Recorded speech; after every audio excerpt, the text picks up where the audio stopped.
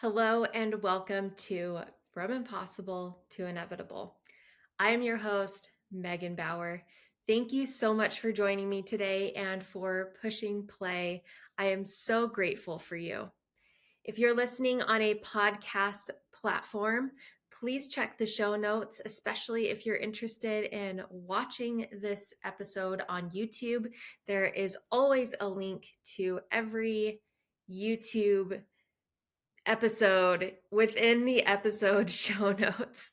So you can find that there, as well as any other links and resources that I decide to throw in. So for today, I want to tell you about a little experience I had with my youngest daughter yesterday.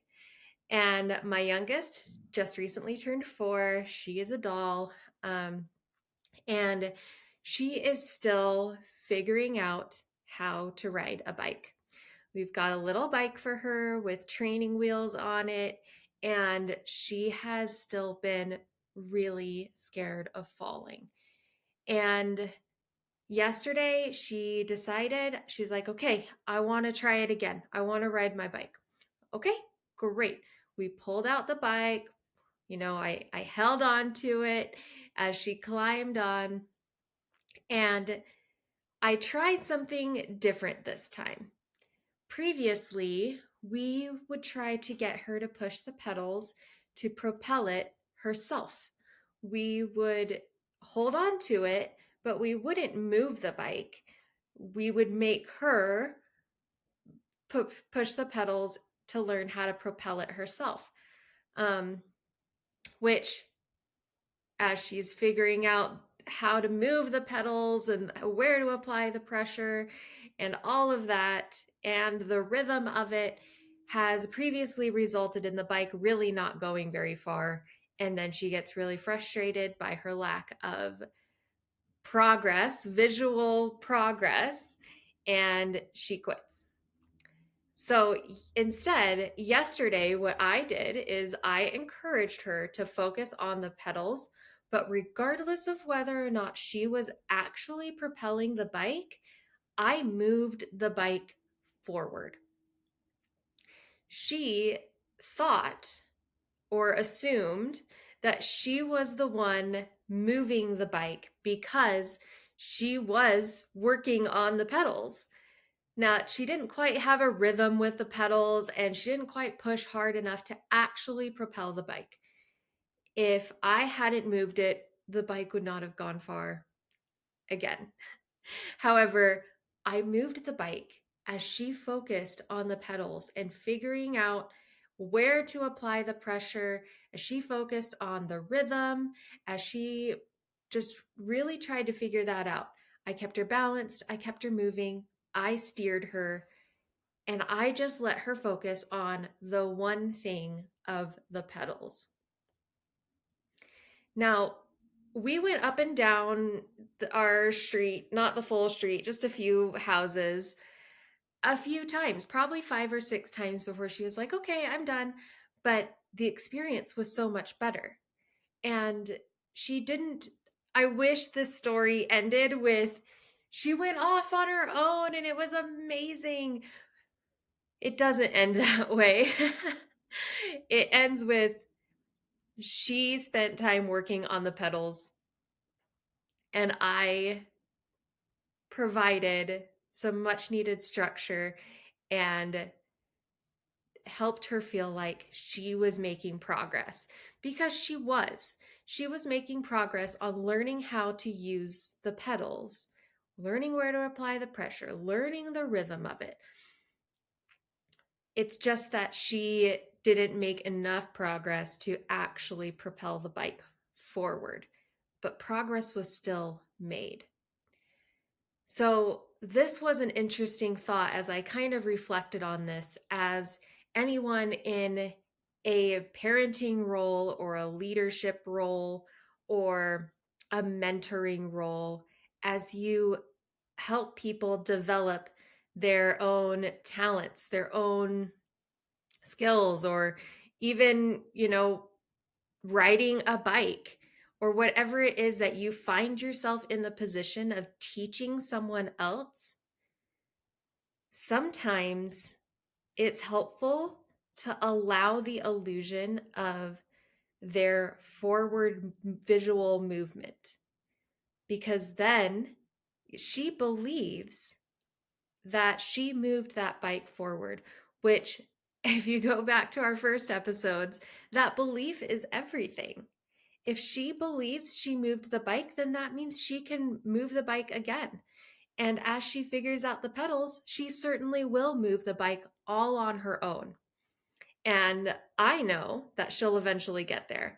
I know that she'll eventually ride her bike. And right now, that illusion that I created for her of her actually propelling the bike forward is fueling the belief that she can do it.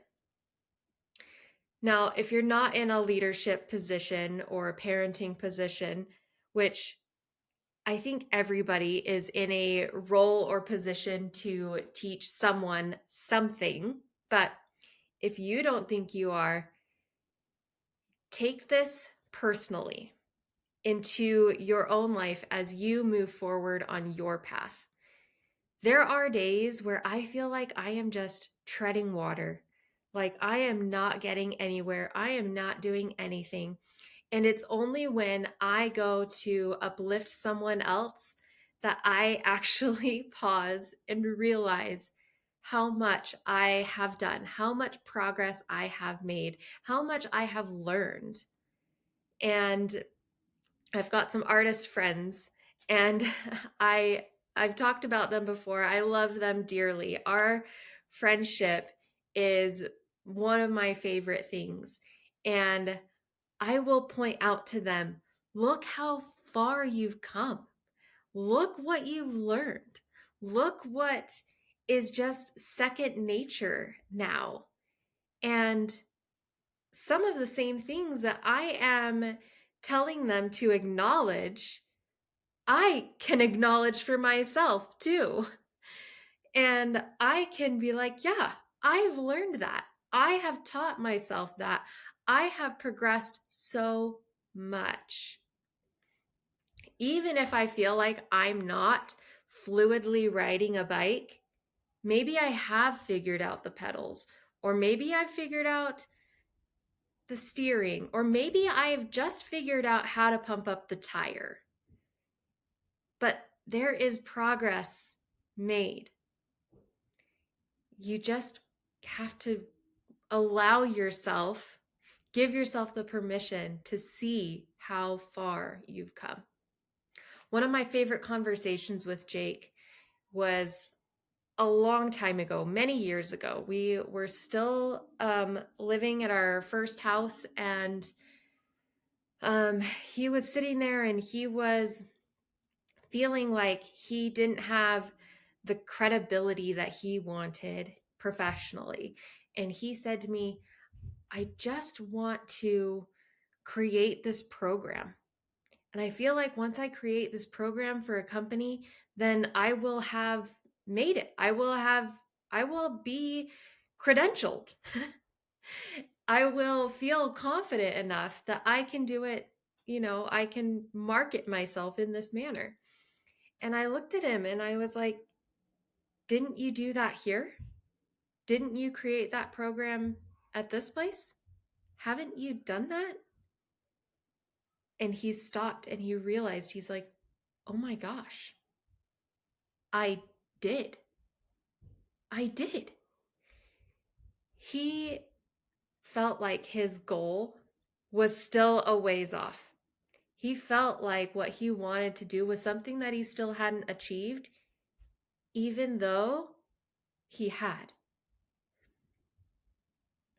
How often do we fall in that place where we feel like the thing that we want to achieve is still way over there, and we don't recognize either how close we are to it or that we've actually done it? Isn't that interesting? Think back on your experiences. Think back on all the things that you've done. that have contributed to where you are now. You might feel like you're not propelling the bike at all, but maybe you are. You know how you can see those videos, or maybe you've experienced this, where the parent's holding on to the very back of the bike, but they're not really doing anything.